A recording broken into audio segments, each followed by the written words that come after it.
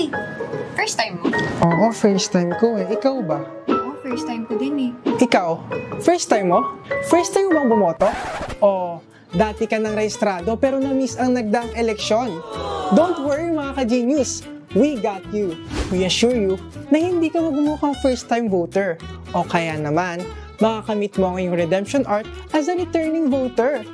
Redemption art! Pero bago mo gamitin ang power to vote, dapat final na ang listahan ng mga kandidatong iboboto mo at alam mo ang numero nila sa balota. No last minute cramming mga ka-genius, hindi ito exam, pero para sa future ng bansa natin to.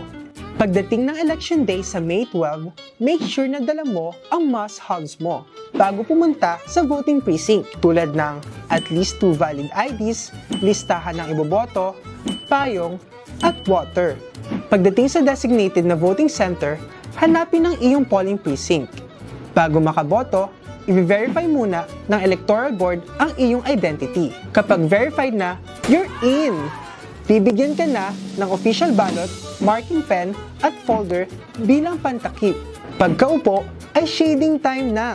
Make sure na itiman ng buo ang bilog dahil very wrong ang biten, lagpas, o ibang hugis.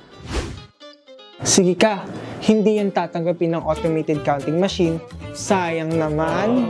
Speaking of automated counting machine o ACM, doon mo isushoot ang accomplished ballot kapag tapos ka na sa pagboto.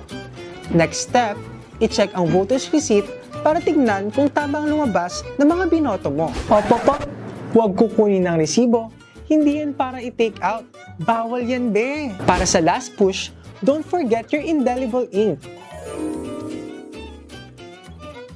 Proof mo ng pagboto yan. Picture time? Pwede naman. Pero sa labas mo na gawin. Bawal kasi makita ang balota o voting machine. Selfie lang, walang vote reveal. O krrrr. G ka na ba bumoto? Kaya mga ka-genius, bumoto not just for clout, but for a real change. Kasi real talk, your vote matters. Kaya vote wisely at flex mo na yung purple finger mo.